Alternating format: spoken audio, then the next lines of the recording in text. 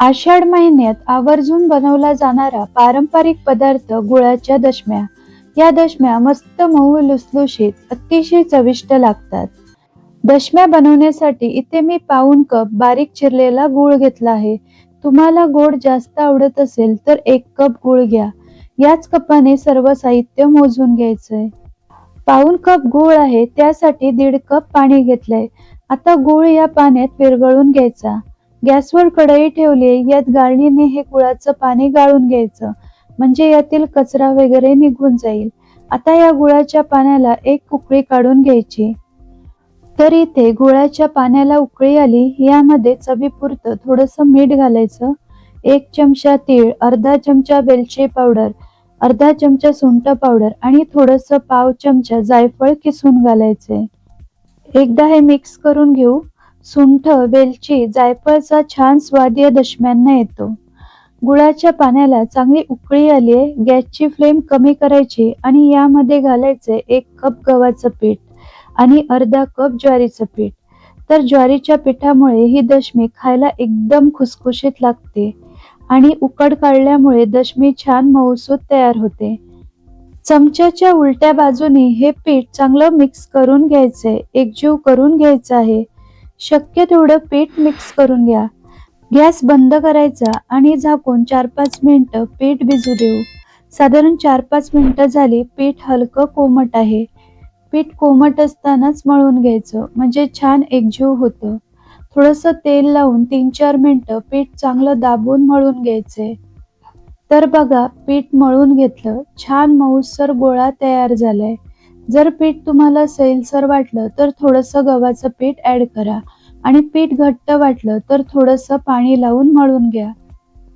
पीठ मऊ मळलं की दशम्या मस्त मऊसूत होतात. पिठाचा गोळा तोडून कोरड्या पिठात घोळून घ्यायचा व याला उभं लाटून घ्यायचं. यावर तूप किंवा तेल लावून घ्या. थोडंसं कोरडं पीठ बुरबुरायचं आणि याला मधोमध दाबून घडी करून याला गोल आकार द्यायचा व दशमी चपातीप्रमाणे लाटून घ्यायची. ही पद्धत खूप सोपी आहे. फोल्ड करून लाटल्यामुळे याला पदर छान सुटतात आणि दशमी नरम राहते. तर पहा, नेहमीच्या चपातीपेक्षा थोडीशी जाड पोळी लाटून घ्यायची. आणखी एक दशमी लाटून दाखवते. पुरी एवढं लाटून घ्यायचं. याला तेल किंवा तूप लावायचं. यावर कोरडं पीठ बुरबुरायचं आणि घडीच्या चपातीप्रमाणे फोल्ड करायचं. ह्या पोळ्या छान मऊ लुसलुशीत होतात आणि खायला एकदम मस्त लागतात. कोरडं पीठ लावून कडेकडेने पोळी लाटायची. तुम्हाला यापैकी कोणती पद्धत आवडली कमेंट करून नक्की सांगा. दशमी लाटून झाली, भाजून घेऊया. त्यासाठी तवा चांगला गरम करून घ्यायचा. तव्याला ब्रशने तेल किंवा तूप लावून घ्यायचं. गॅस कमी ठेवायचा. अलगद पोळी या तव्यावर टाकायची. एक बाजू थोडीशी भाजून झाली की पलटून घ्यायचं. गॅस मध्यम करायचा. पोळीची दुसरी बाजू भाजली की पलटून घ्यायचं.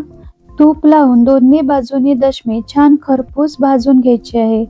तर पहा, दशमीला सुरेख रंग आलाय ना. मस्त खमंग खरपूस दशमी भाजून झाली. काढून घेऊ. अशाच पद्धतीने सर्व दशम्या भाजून घ्यायच्या. गरमागरम या गुळाच्या दशम्या खायला एकदम मस्त लागतात. ही पण दशमी दोन्ही बाजूने तूप लावून लो टू मिडियम आचेवर खरपूस भाजून घ्यायची. तयार झाल्या मस्त मऊसूत गुळाच्या दशम्या. या प्रमाणात 10 दशम्या तयार होतात. एरवी आपण गुळाच्या पोळ्या करतो त्या कडक होतात, पण या पद्धतीने दशम्या बनवल्या तर अगदी मऊसूत खुसखुशीत होतात.